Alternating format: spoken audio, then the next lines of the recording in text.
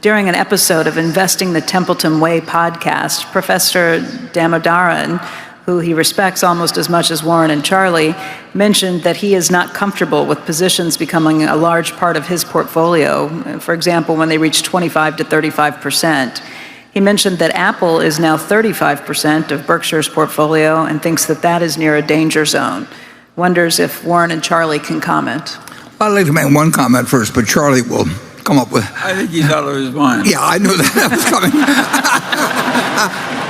But Apple is not 35% of Berkshire's portfolio. Berkshire's portfolio includes the railroad, the energy business, Garanimals, you name it, See's Candy.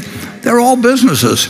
And, the good thing about Apple is that we can go up. They buy in their stock, and instead of owning 5.6%, they got about 15 billion, 700 and some million shares outstanding. They get down to 15.25 billion without us doing anything. We got 6%. So we can't own more than 100% of the BNSF. We can't own more than 100% of Garanimals or See's Candy. And it'd be nice. We'd love to own 200%, but that just isn't doable. But they're all the same. They're good businesses. And to think that our criteria for Apple is different than the other businesses we own. It just happens to be a better business than any we own. And we put a fair amount of money in it, but we haven't got more money in it than we've got in the railroad. And Apple is a better business. Our railroad is a very good business, but it's not remotely as good as Apple's business. Apple, has a position with consumers where they're paying, maybe they pay $1,500 or whatever it may be for a phone, and these same people pay $35,000 for having a second car.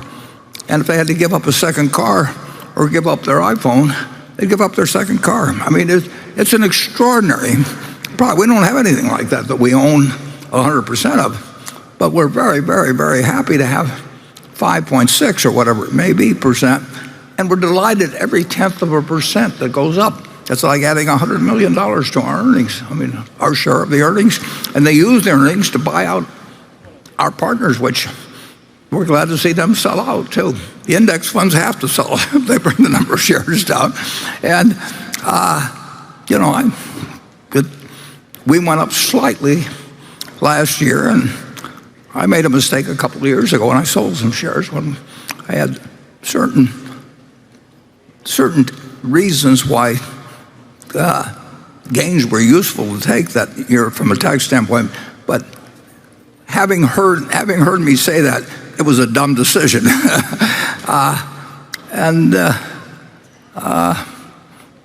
Charlie, you've already given your comment about it, but we do not have 35% of Berkshire's portfolio. Berkshire's portfolio is the funds we have to work with.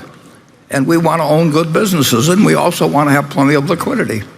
And beyond that, the sky's the limit, or our mistakes, who knows what the bottom is. Charlie, do you want to add anything to your earlier comment? Well,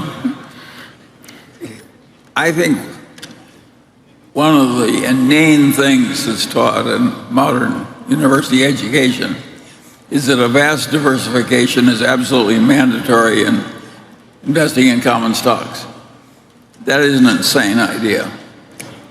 It's not that easy to have a vast plethora of good opportunities that are easily identified. And if you've only got 3, I'd rather be in my best ideas instead of my worst. And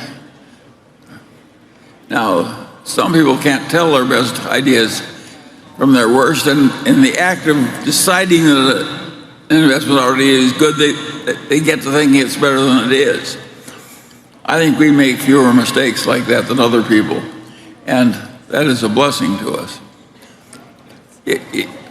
We're not so smart, but we kind of know where the edge of our smartness is. That is a very important part of practical intelligence. And a lot of people who are geniuses on IQ tests think they're a lot smarter than they are. And what they are is dangerous. But if you know the edge of your own ability pretty well, you should ignore most of the notions of our experts about what I call diversification of portfolios. Okay.